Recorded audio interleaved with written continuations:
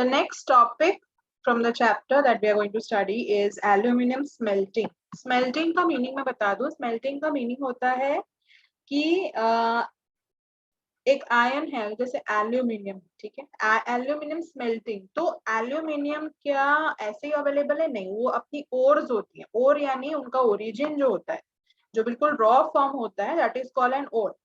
ठीक है. वो ओर में से उसको कैसे निकाला जाता है, मेल्ट करके, हीट करके, that is called aluminium smelting, जो हम पढ़ने वाले. ठीक है. स्मेल्टिंग का मतलब, smelting is a process of removal of from the ore. ठीक है. जो भी मेटल है, जो भी एक्सट्रैक्शन है मिनरल का, उसके ओर में से, ओके, यानी उसके ओरिजिन फॉर्म, बिल्कुल रॉ फॉर्म में से उसे कैसे पिघला के गर्म करके एल्यूमिनियम या किसी भी मतलब एक दूसरे यूजेबल फॉर्म में लाया जाता है. So in aluminium smelting we are going to study कि एल्यूमिनियम को कैसे पिघला के बड़े बड़े फर्नेसेस में गर्म करके उसे कैसे और से यूजेबल फॉर्म में बनाया जाता है. Aluminium smelting is the second most important metallurgical, metallurgy means metal, ठीक है. मेटल से रिलेटेड जो होता है उसे मेटलर्जिकल बोलते हैं. तो अगर मेटलर्जिकल इंडस्ट्री बोला है तो मतलब कि सारे इंडस्ट्रीज जहाँ पे मेटल्स बनता हो. ठीक है. तो एल्यूमिनियम स्मेल्टिंग जो है वो बहुत इंपॉर्टेंट है. It is light resistant to corrosion, good conductor of heat, ठीक है, malleable and it becomes strong when it is mixed with other metals. Okay, हमारे घर में बहुत सारे वेसल्स हैं, ask your parents. ठीक है. बहुत सारे वेसल्स हैं जो एल्यूमिनियम के बने हुए हैं, बिकॉज यहाँ पे क्या लिखा है, it's a good conductor of heat, it is resistant to corrosion. Corrosion यानी हम बोलते हैं ना काट लग जाना, रस्ट हो जाना, वो रेजिस्टेंट है. Aluminium is resistant. ठीक है. उस पे जल्दी काट लगता नहीं है, और वो it's a good conductor of heat. And उसको जब दूसरे स्ट्रॉन्ग मेटल्स के साथ, दूसरे मेटल्स के साथ मिक्स किया जाता है तो वो स्ट्रॉन्ग बन जाता है. Means it is durable. बहुत लंबे समय के लिए एल्यूमिनियम यूटेंसिल्स या वेपन्स हो या कुछ भी, मतलब एल्यूमिनियम से बनी हुई वो चीज है, it is usable for a long period of time. It is used to manufacture aircraft, utensils, wires. It has gained popularity as substitute of steel, copper, zinc, lead in number of industries. बहुत सारी industries जहाँ पहले steel, copper, zinc और lead use हुआ करते थे, वहां पर अब एल्यूमिनियम ज्यादातर यूज होने लगा है. Aluminium smelting plants in country, ये जगह के नाम है उड़ीसा, वेस्ट बंगाल, जहाँ पे एल्यूमिनियम स्मेल्टिंग प्लांट्स है. प्लांट्स है यानी यूनिट्स है पूरे के पूरे, जहाँ पे एल्यूमिनियम स्मेल्टिंग का पूरा प्रोसेस होता है. Bauxite, the raw material used in smelters, is very bulky. मतलब कि एल्यूमिनियम का ओर क्या है, bauxite. Bauxite is an aluminium ore.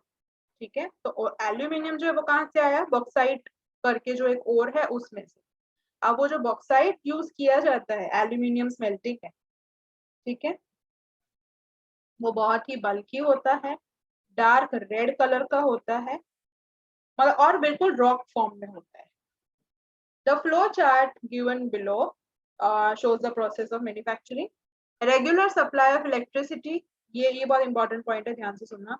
Regular supply of electricity and an assured source of raw material at the minimum cost at the two prime factors for location of the industry. ठीक है. अगर aluminium smelting plant किसी को लगाना है तो क्या दो चीजें बिल्कुल ध्यान रखनी पड़ेगी. वेरी सस्ता रॉ मटेरियल, ठीक है, and regular supply of electricity. बार बार अगर पावर कट होता है तो एल्यूमिनियम स्मेल्टिंग प्लांट लगाना बहुत कठिन हो जाएगा, because time to time procedures के लिए इलेक्ट्रिसिटी की बहुत ही आवश्यकता होने को है. Confirm. Yep. The next topic is chemical industries. नाम से ही पता चल रहा है केमिकल इंडस्ट्रीज हैं, केमिकल के बारे में होगा. The chemical industry in India is fast growing and diversifying. It comprises both large and small scale manufacturing units. Rapid growth has been recorded in both inorganic and organic sectors. अब ये inorganic और organic क्या है, okay, और large scale industries भी हैं और small scale industries भी हैं जो केमिकल्स में काम करते हैं. ओके, केमिकल प्रोडक्शन में, सॉरी केमिकल प्रोडक्शन में काम करती हैं एंड काफी फास्ट ग्रोइंग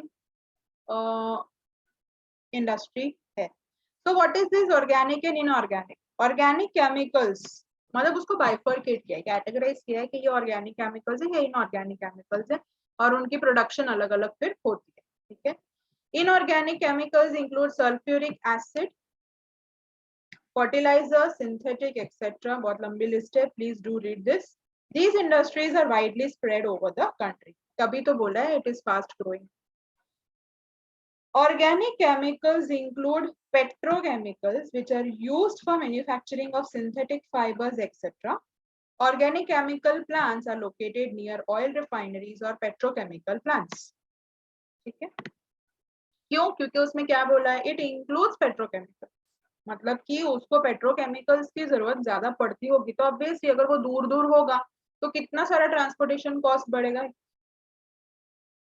समझ में आ रहा है ना? ट्रांसपोर्टेशन कॉस्ट बढ़ा अगर तो क्या हो जाएगा, कितना महंगा महंगा हो जाएगा ना सब कुछ, फिर महंगा हो जाएगा तो फाइनल प्रोडक्ट की जो प्राइस है वो भी बहुत बढ़ जाएगी and it will be very difficult to sell such, which I've already explained it. Okay, it's nothing new for you now कि ट्रांसपोर्टेशन भी important है।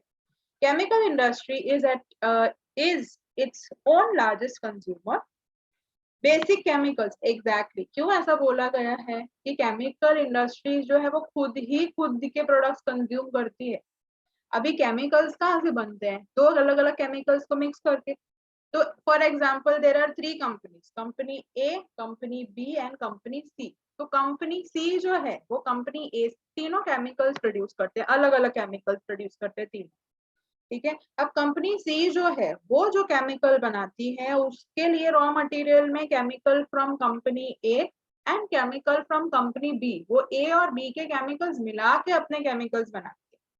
समझ रहे हो? ठीक है, इसीलिए बोला गया है कि केमिकल इंडस्ट्री जो है वो खुद के ही प्रोडक्ट्स को यूज करती है, मतलब दूसरी, अभी मेरी केमिकल इंडस्ट्री है तो मैं दूसरी केमिकल इंडस्ट्री से प्रोडक्ट्स मंगवाऊंगी तो वो उनके लिए फिनिश्ड गुड होगा, वो केमिकल उनके लिए फिनिश्ड गुड होगा, लेकिन वो मेरे लिए तो रॉ मटेरियल होगा ना। मैं तो अपनी कंपनी में नया केमिकल बनाऊंगी उसको यूज करके। समझ रहे हो? ठीक है, या the basic chemicals undergo processing to further produce other chemicals that are used for industrial application, agriculture, or to the consumers. Make a list of products we are not aware. Sorry, and thank you. हाँ, fertilizer industry. The fertiliser क्या होता है ये बताने की बिल्कुल आवश्यकता नहीं है, मुझे पता है। ठीक है, so fertiliser industry, oh by the way it was just a joke, I was just kidding. ठीक है, इसकी लिस्ट बना लेना जो वो दिया हुआ है। कहाँ गया? Make a list of products you are aware of, please Google it. Okay, क्योंकि ये अगर मेंशन्ड है ना तो यू नेवर नो क्या पूछ लेंगे एग्जाम। तो ऑन सेफ साइड इसकी लिस्ट बना लेना। so just google what are which are such chemicals जो जो दूसरे केमिकल्स यूज करके बनते हैं।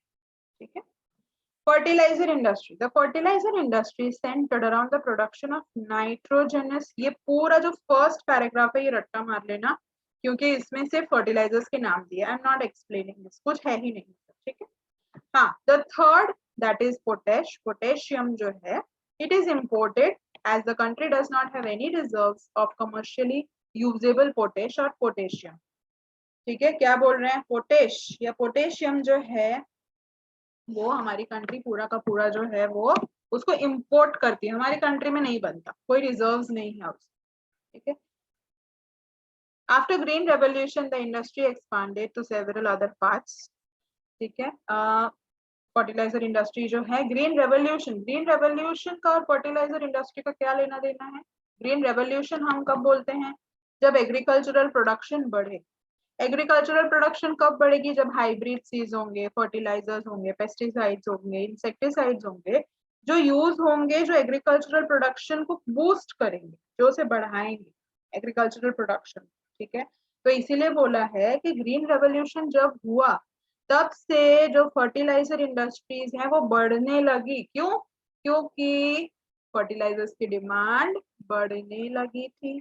बिकॉज उसकी वजह से एग्रीकल्चरल प्रोडक्शन जो था वो काफी इंक्रीज हुआ था। तो दीज आर द प्लेसेस, ये पूरा नाम दिया हुआ है, प्लीज रट लेना इसको, मैप पॉइंट ऑफ व्यू से तो बहुत इंपॉर्टेंट है, ठीक है। Cement industry, the last one for the day, that is the cement industry. Cement is essential for construction activities such as building houses, factories, etc. This industry requires bulky and heavy raw materials like limestone, silica, gypsum. Coal and electric power are needed apart from rail transportation. The industry has strategically located plants in Gujarat that have suitable access to market in the Gulf countries. ठीक है, उसके raw materials दिए हुए हैं, कोल और electric power, rail transportation चाहिए। मतलब अगर आपको 1 मार्क में पूछते हैं कि which are the key essential या विच आर द क्या बोलते हैं inevitable parts of chemical factory या केमिकल इंडस्ट्री, तो सॉरी केमिकल नहीं, सो सॉरी, सीमेंट इंडस्ट्री, तो क्या बिल्कुल ही चाहिए। एक तो है कोल, फिर है इलेक्ट्रिक पावर यानी electricity, and rail transportation. Rail transportation की बहुत जरूरत है क्योंकि बल्क में सामान जाता है, कोई ट्रक कोई बस पूरी नहीं पड़ने वाली उसका सामान पहुंचाने के लिए, रेलवेज ही चाहिए। मतलब कि तुम खुद सोच लो कितना सारा उसका एक्सपोर्ट, देखो नीचे वाले में दिया ही हुआ है। The industry has strategically located plants in Gujarat that have suitable access to the Gulf countries में ज्यादातर हमारी कंट्री से सीमेंट जाता है। अगर 1 मार्क में पूछते हैं कि गल्फ कंट्रीज में ज्यादातर हमारे यहाँ से कौन सी इंडस्ट्री का प्रोडक्ट जाता है, तो it will B cement industry, ठीक है। The first cement plant was set up in Chennai in 1904. After independence, the industry expanded. Improvement in the quality it has found the produce a readily available market in East Asia, Middle East, Africa, Southeast Asia, apart from large demand within the country. हमारी country में तो demand है ही, but उसके साथ साथ ज्यादातर जो है सीमेंट का एक्सपोर्ट किया जाता है। And this industry is doing well in terms of production as well as export. हमारी कंट्री के लिए जितना प्रोडक्शन चाहिए वो भी सफिशिएंट है, उसको भी मेंटेन किया जा रहा है, और एक्सपोर्ट्स में भी काफी अच्छा इनिंग्स है cement industry, right. That's all for the day, we shall continue from the next topic onwards. Thank you so much. Please keep reading, please keep revising, and it will surely help you out. जो जितने भी diagrams वगैरह दिए हुए हैं उसको ignore न करें। मैप्स दिए हुए हैं, ये मैप्स बिल्कुल रट्टा मार लो, यही आएंगे, ठीक है, यही ज्यादातर पूछे जाते हैं। और ये इस टाइप की जो बॉर्डर्स दी हुई है उसकी प्रैक्टिस अभी से करना शुरू करो, ठीक है, कि ये बॉर्डर के बिना आने वाला है तुम्हें, ठीक है, तो ये बॉर्डर के बिना तुम्हें आना चाहिए, वरना फिर इसके भरोसे रह गए तो रह गए। ओके, सो मैप्स की प्रैक्टिस उसी तरह करना, और जितना टेक्स्ट बुक में दिया है वो मैप्स तो अभी से ही प्रिपेयर करने शुरू कर ही दो। Got it? Okay, thank you.